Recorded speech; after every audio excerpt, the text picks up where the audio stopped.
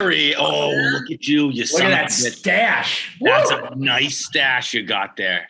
I really appreciate that. Thank you so much. We've been interviewing a lot of people in quarantine, and I've had the better stash out of most, and not you. Well, you've got some stuff going down here too. You not grow above there? What's that?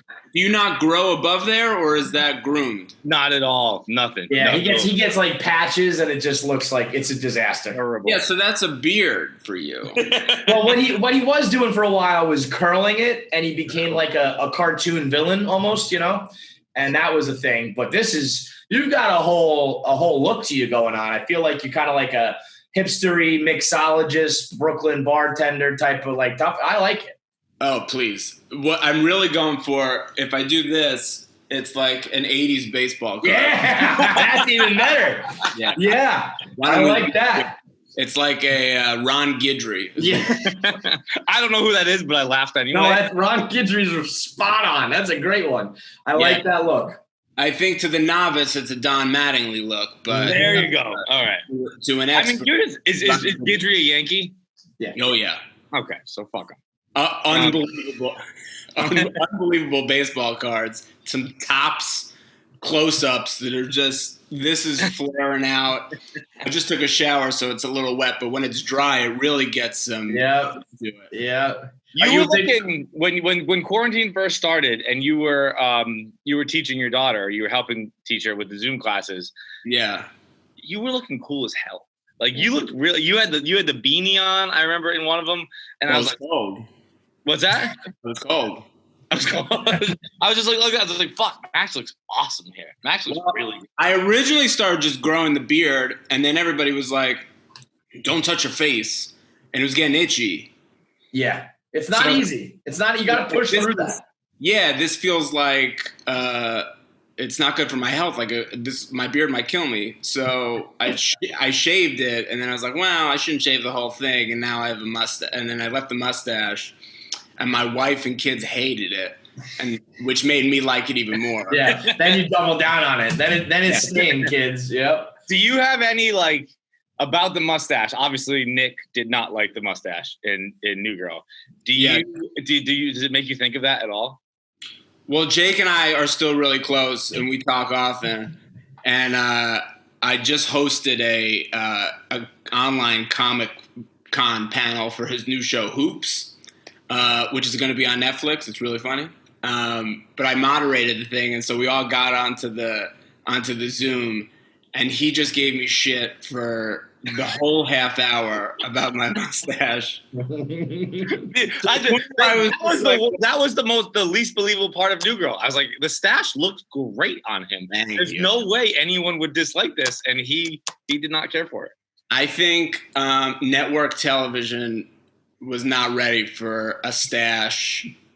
Like I think they had Selleck on Blue Bloods, and then that was all the room they had. That was the scene when you're putting in your mustache the suntan lotion. That was like, all right, I see what they're doing. They're trying to make me think it's bad because it's great, and they're just trying to make it look gross. That was tough to see. And now when I wax it up, and there's still a little white in it. That's all I think about. Oh, you really do have a little bit of twirl. Oh, I can get it going next. Like, look at that. He looks like we've been saying the bad guy from Frosty the Snowman. The cartoon who's trying to get Frosty to melt. He's got this evil, twisted up mustache, and he's leaning into it. It's creepy. I thought about going in that direction in the beginning, and then I go, well, this is going to be too much work. And then it was growing too much this way, and I was like swallowing some of it, and I was like, I don't know how to like groom this properly to get to the place where I can do this. So I'm just going to like. Dude, I go with straight up scissors. I just have scissors that I'm terrified I'm going to cut my lip open with. Why you put scissors that close to your mouth? I don't understand. Look, you put trimmers close to like more important things in your mouth. That's true. And you just kind of go with it. You can make it work. Unbelievable the risks we take as men. It's really hard out here, being a male in this world. It's just tough, It's tough, man. We have to put clippers and scissors. I'm a little annoyed with you, to be perfectly honest. You set the bar way too goddamn high for parenting during quarantine. It was just, it was a fatherhood tour de force that you were putting on with your daughter, who is wildly talented, by the way. She's a special one, man. You got one on your hands that I think is going to go on to big things. But I mean, everyone else is just like drowning and trying to stay alive and like not kill their kids. And here you are with this funny, great series where you're a good dad and everyone loves it. You're a real son of a bitch. Well, think of it like this. You know how on Sports Center they only show the highlights? Mm-hmm. Okay. All right. That makes me feel a little better. All right. Good. I like how you didn't say anything after that. You're just like, yeah, we know what I'm saying. Those videos are 40 seconds. Our homeschooling sessions were about 5 or 6 hours. Yeah, I mean, it really was a wild time, though. Like for people who work and their childcare was not on the table anymore, and it was just like, I don't know, figure it out. You got to do all of it now. There's a lot of people who are really not. I mean, most of us are not prepared or ready to do that, and I mean, everybody just had to kind of figure out how to make ends meet, really. Yeah, totally, and especially if you have multiple kids. Like I was lucky in that we have a son, but we just let him off. He just, we let him off to do whatever. He'll be fine. It honestly sounds like you have like 2 puppies and like one lives inside and one's an outside dog. We just let him roam, whatever. Well, my son is almost 5, and my wife and I were very clear. Look, there's going to be some real damage to him, but he's young enough that later on we can fix that. There's time to sort of. Lily, who's 10 and in 4th grade, I think 3rd, 4th, 5th grade, specifically 3rd and 4th, are really tough grades because, you're sort of learning how to learn up to that point, and then they're giving you this material, and specifically in 4th grade, where it's like, all right, well, this is a transition year into 5th grade where the work is yours and there's not a lot of time to catch up. Right. And Lily, God bless her, what a performer she is. Reading and math are not exactly. There's like a really beautiful school down the street. Like you could walk to the school from our house. It's this beautiful private school, and it's like it's known for being extraordinarily academic, and Lily knows, and we all talk about it. You're like, see that school? Get a good look. As close as you're getting. That's it. There's a theater school down the street. That one's great. This one ain't happening. Get a good look is unbelievable. Take a picture, babe. That's as close as you're ever going to get. Yeah, and she'll be like, why? I go, do you want to do 3.5 hours of homework? And she's like, no, get me to any other school. That's like my dad went to Boston College, and I always wanted to go there when I was a kid. Yeah. And we'd go to football games and stuff like that. And by the time I hit like middle school, he was like, enjoy these games. Yeah, you're not going to be in the student section, dude. So I got waitlisted. Oh, all right. No, not totally denied. All right, good man. So you got the dad's mission, which is kind of like putting this all together and teaching people, how to get through parenthood and fatherhood. Yeah. The guys who created the initial product that we're launching, this dad's energy drink, which is great, had come to me and sort of pitched me this idea and really early on. And I was like, this totally lines up with everything I'm trying to do and everything that you guys are trying to do. And it feels really organic. And so, what we're trying to do is create the first dad-centric, dad-based product line. Mm-hmm. And so much of our mission is to just create a community that supports dads and supports their involvement with their kids and kind of just like gives all of us a place and a say and support in just like getting through this. And at this time specifically, I mean, that's really all I'm looking for. It's funny how much of a lack there really is. Like when I was first having kids, as I was like preparing to be a dad. How many kids do you have? I got 2. I have a 4-year-old daughter and an almost 3-year-old son. Oh, amazing. And I remember reading this book no shade to the author, but it was called Dude, You're Gonna Be a Dad. And it was like, this is dad for guys, like dad for bros. And like, we're going to teach you. And I opened it up and it was like the least relatable and like just generic book ever. So I started a series of podcasts here called The Podfathers, which was like all the guys at Barstool who all had kids. At that point, there was only 3 of us. Now there's a few more. And we were the ones who were doing episodes that were like, dude, you should have seen last night. It was a shit show. I didn't know what I was doing. And, like the real deal, because I think sometimes people are a little afraid to say like how hard it is or how in over their head they are or whatever. And I think it's important to like be honest about it. Like it's awesome and it's rewarding, but at times it's fucking hard and it's crazy. And, being honest about it and presenting it in a way that guys like you, me, and everyone else can understand, I think is so important. Yeah. And I think like, we were doing an interview the other day and they were like, so what kind of advice can you give us about being a dad? And I go, I wish someone would give me some advice. Right. I have no idea. And I think that's why like what we're doing is hopefully or feels important to me because it's just a support thing. Like it really is. We're just doing the best I can't tell you how many times I've looked at my kids and be like, I'm doing the best I can. I don't know. I just... and the women, moms have that motherly intuition. And their engines are stronger. Yeah, they just know, and it's inherent, and they also are just like smarter and work harder, and like everything about being a woman is better towards like taking care of kids. I've never seen my wife do this. No. Yep, 100%. They don't get frazzled. They like their gut usually tells them the right thing. I don't know. My gut tells me like you're having cookies for dinner tonight. I don't fucking know. I'm just making it up as we go. Oh my God. The amount of times that I'm like, we'll stand in the kitchen and my daughter will come in and be like, hey Dad, can I have this? And I'll go, yeah, sure. And my wife will go, fuck you, what?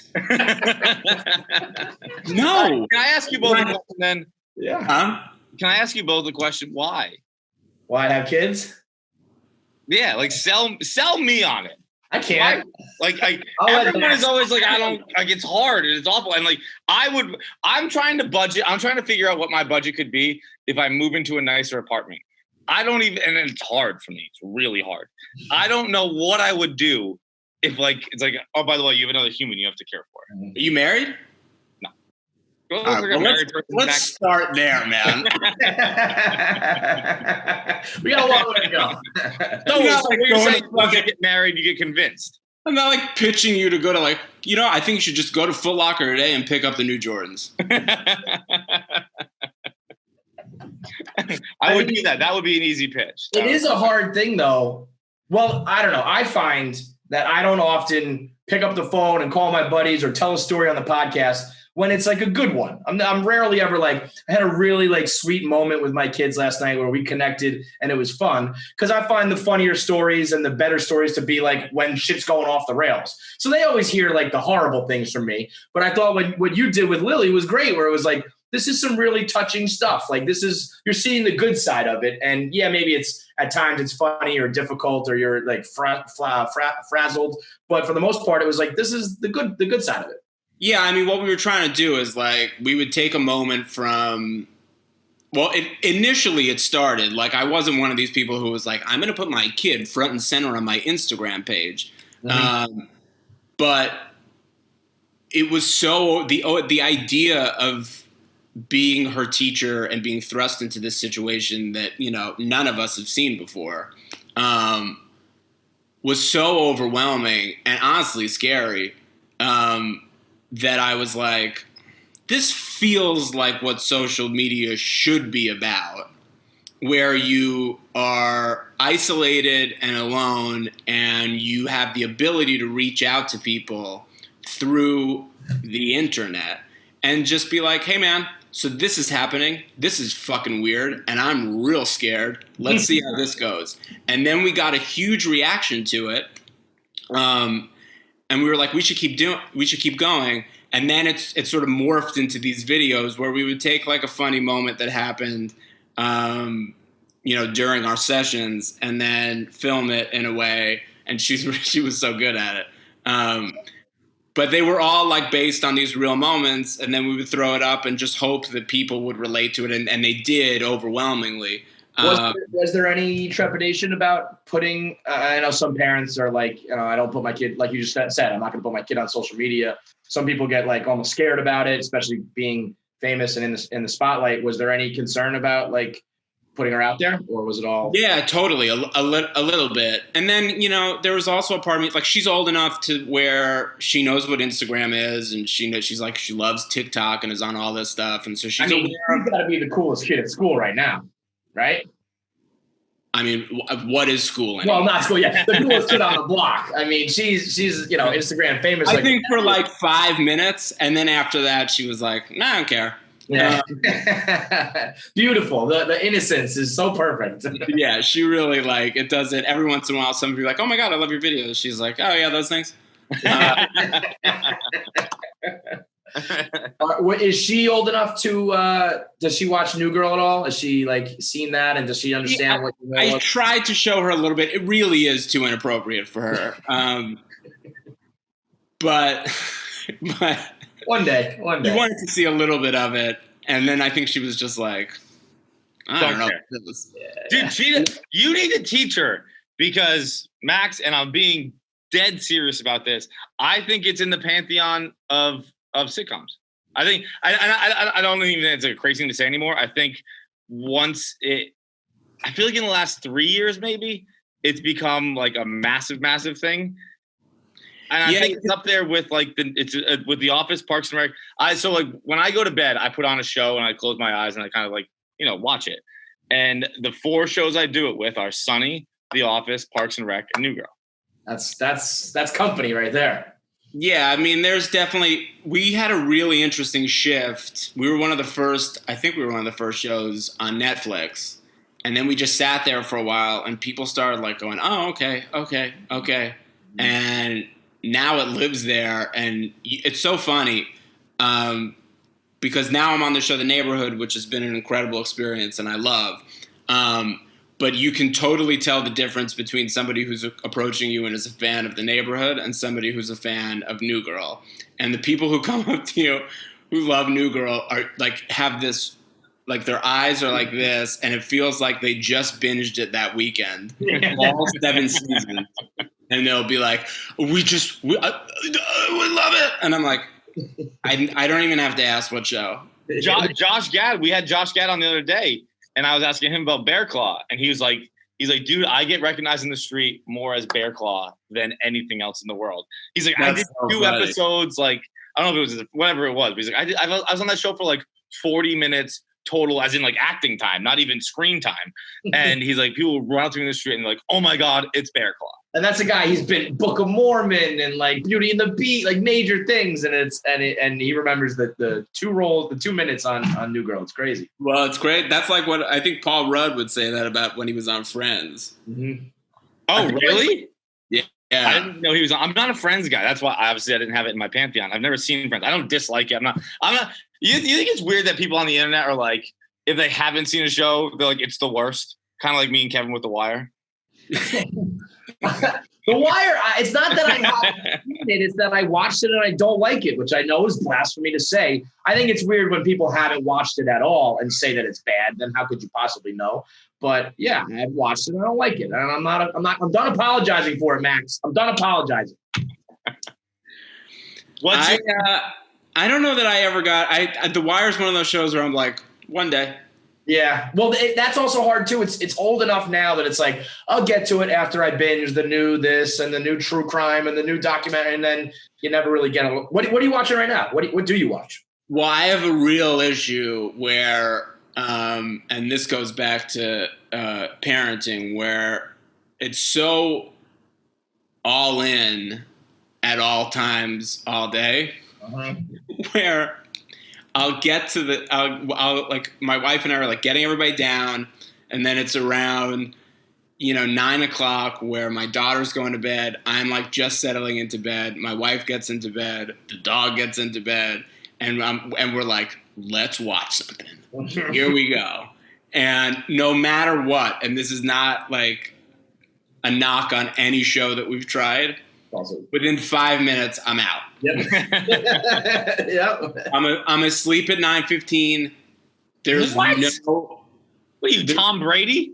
Dude, Dude, what's that at 9:15? Understand, 9:15 when you just ran around and put kids to bed might as well be 4 a.m. Look, you're I've making tried to watch Knives Out 12 times. Max Greenfield has spent $200 on Knives Out. For real. I'm like, they keep telling me this is a good movie, and like at some point I'm like, I want to see what happens at the end because it's a mystery. But at the same time, I'm like, I can't fucking it's just so much talking, and then you're just like, It's great. Tomorrow morning when you wake up, you should start it because it's unbelievable. It's like everybody keeps telling me. I keep falling asleep though. I went to see it in theaters twice. I don't go to the movies a lot. I saw that in theaters 2 times. It is a good one. You won't regret it. I got a question for you. Who do you think are the best bromances of all time for TV? Because I think Nick and Schmidt are one. Is there anyone you think that's close? Give me some other ones, and I'll tell you. It's not something I think about daily. Neither me. I was also thinking. I couldn't think of. I love the Sunny. Now that you bring up the Sunny guys are great, but they're not bromance. They're all frenemies. Which, by the way, I hate the word bromances. I think it's stupid. Yeah. Just tell your friends you love them. I understand what you're saying. And then I also. Well, the Fights, you haven't seen this, but Joey and Chandler popped up from Friends. Troy and Avid from Community. Oh, that's a good one. JD and Turk from Scrubs.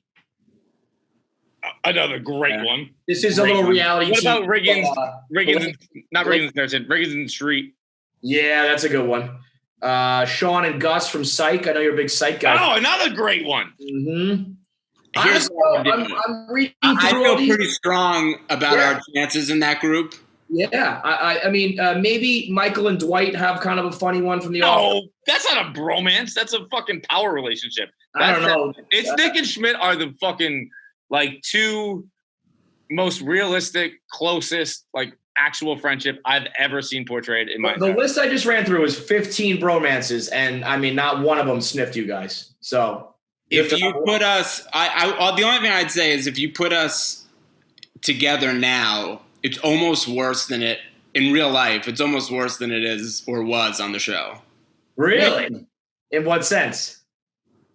We've gotten dumber and older and almost like maintained a little bit of our character and relationship from the show. It's the weirdest relationship. Well, I mean, you guys are absolute morons on the show. So if you're dumber now, well, no, Schmidt's not. Nick is. Nick is an absolute fella. Dumber in real life. So what is the dad's product line exactly? Like what can we get? And so we're starting off. The idea is to really build it out, but we started off with this energy drink that's all plant based. It's like a healthy alternative to I don't want to name any other products, but like, these energy drinks where you dump it in some water and it's like a great alternative to coffee or whatever you're doing. I've been having them every afternoon. They're great. Honestly, replacing the coffee would be huge for me. I'm not a coffee guy. And when I had kids, everyone was like, you're going to have to be a coffee dude because you just need it. And I was like, I really don't want to. I don't like it and I don't want to like choke it down. So if you're anything like me, this would be perfect for you. Yeah, I know a lot of dudes who have it first thing in the morning, and it's great. It's like I don't have to do the cocaine anymore. I can just skip that. I did coffee the other day, and it was worse. I did coffee the other day. Everyone says he did coffee. I was doing some coffee, That's true. I'm not a coffee guy. I had coffee, and I don't understand how people drink it. I was up for like 36 hours, something like that. When I was trying to sleep, I closed my eyes and I could feel my eyes darting around like in my head. I was like, I can't go to bed right now. It was 3:30 in the morning. I couldn't fall asleep. People who drink coffee are nuts to me. Nuts. Well, before we let you go, Max, I have a few quick questions. Shoot. 1, do you know how to play True American? I see that wine back there. I do not. Is there a way to play True American? Because it went viral the other day, recently on TikTok. It was like, here are the rules. I think there is a way to play it because apparently a bunch of people have played it. I'm not sure of those rules. Okay, so there's no way to play it. 2, who should have Nick ended up with? Schmidt. Oh, good answer. I think it's Reagan, but Schmidt's a good answer as well.